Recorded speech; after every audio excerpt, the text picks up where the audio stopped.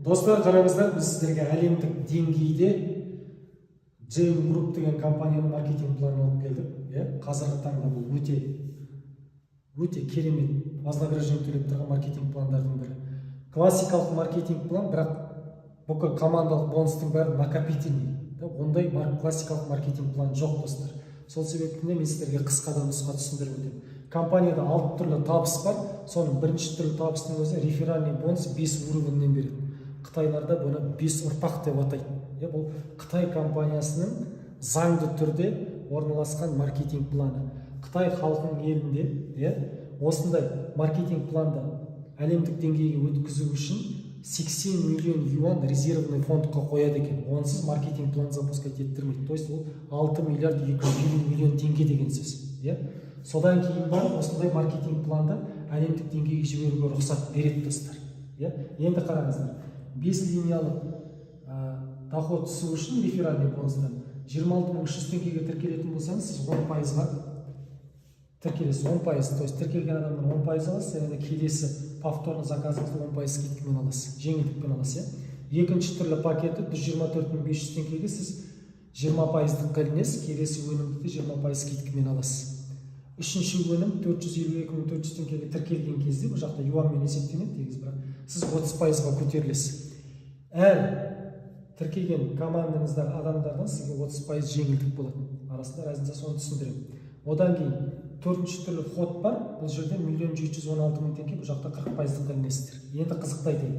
Сіз 26.300 теңгеге тіркелгеннен кейін 40%-қа көтергіңіз келсе, апгрейд жасап керегіңіз. Астыңыздан бір кісі 452.400 теңгеге тіркелді ме, сіз өзіңіз 30%-ға бірден көтеріп кетесіз. Пакетіңізді апгрейд жасаған жоқсыз. Бірінші плюсы осы да. Тура осындай жағдай менде болды. Мен 10% пакетпен кірдім. Астынан Света деген тәтем келді, 30% пакетпен тіркелдім, мен автомат түрде 30%-ға көтеріп кеттім. Бұл бірінші плюсы. Түсінікті? Енді қараңыздар. Бұл жақта айттым ғой, классика барлығы накопительный. Общий командаңыздың товар обороты 51.480 теңге жиналған кезде сіз 60%-ға көтеріп кетесіз. Бұл осы накопительный, күймейді бұл, жиналып бар. Енді қараңыздар. Сондықтан да бұл жақта 60%-қа 40 күнде шығып кетіп жатқан адамдар бар. Сондықтан бұл қиын ештеңе жоқ. Өйткені бізде лидерлардың бәрі 3 күннің ішінде 40%-ға көтеріп кетті. Бұл уже дәлел. Бір айдың ішінде 60%-ға ертең өздеріңіз куә боласыздар. Осы мен YouTube каналымда қарап жүріңіздер. 60%-ға бір айдың ішінде шығады бізде біраз лидер. Екінші түрлі табыс бұл жақта командалық бонус. Командалық бонус дегеніміз қалай? Әр айдың 1-нен 30-на дейін, 30 күннің ішінде 0-ден 11.200.000 теңге оборот жасалдыңыз, командалық бонустан еще 2% алып отырасыз. 11.200.000-ден бір-ақ қана доллар астыңыз, автоматты түрде 4% аласыз. То есть 11.200.000-ден 30 миллионға дейін сіз уже 4% алып отырасыз командалық бонусыңыздан. Түсіндікті ғой? Дәл солай командалық бонус кете береді бұл жақта. Күннен күнге командаңыз өсіп жатыр, күннен күнге командалық табысыңыз өрлеп жатыр да. Мына жер түсінікті ғой? Енді қараңыздар. Үшінші түрлі табыс бұл жақта премия деп аталады. Бұл тұрақтылық табыс. Бұл бір-ақ рет берілмейді. Ай сайын осы 5%-ке жеттіңіз бе? Сіз тағы да ынталандыру мақсатында сізге 375.000 теңге тағы да сізге ай сайын айлық төлеп отырады. Бұл күштілігі сонда.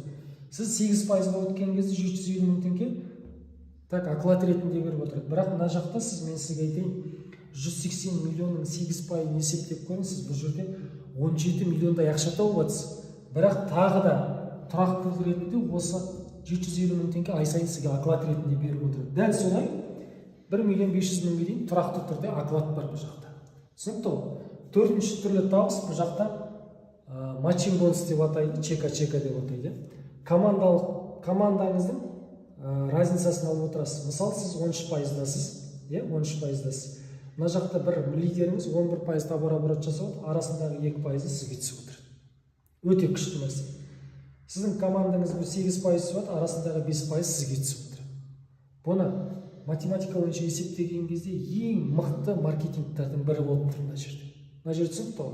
Осы алғашқы 4 түрлі табысқа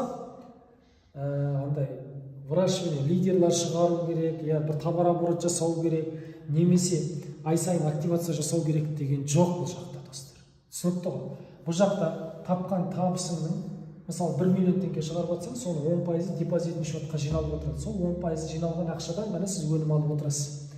Бір жақсысы солда, басқа компанияларда сіз табыс таппасаңыз да, ай сайын активация жасау керек. Бұл жақта ондай жоқ, достар.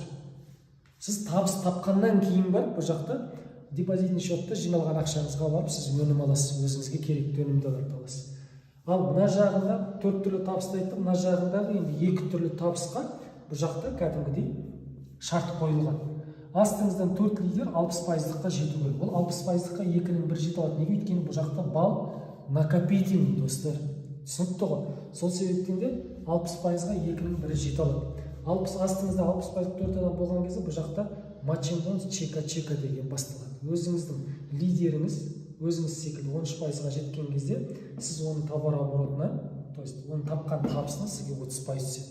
Компания плюс сыйақы ретінде 10% қосады, сонда әр шыққан адамыңыздан 40% тапқан табысынан алып отырасыз. Мысалы, мына лидеріңіз, астыңыздағы лидеріңіз 10 миллион табыс тауып жатса, мына жақта сіз 30% 3 миллион теңге ақша, то есть плюс 40% 4 миллион теңге ақша сізге түседі.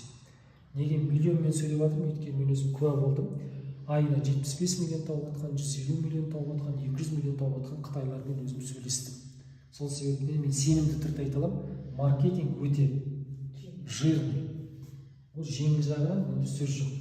26.300 теңгеге тіркеліп, 3-ақ күннің ішінде 30%-ға мен өзім көтеріп кетіп отырмын. Әдемі.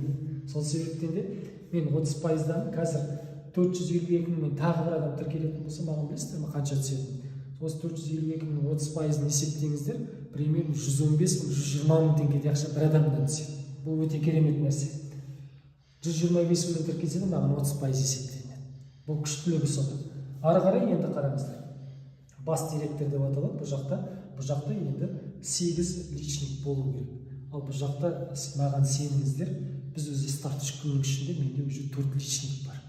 Ал 8 личник деген ол ойнамай келетін нәрсе ғой, сіздің результатыңызға қарап келеді. Сондықтан әр адамға мүмкіндік беру керек, достар. Маркетинг планды шақырды ма, келіңіздерді тыңдаңыздар, отказ беріп всегда үлгересіздер. Басты мақсат тыңдау.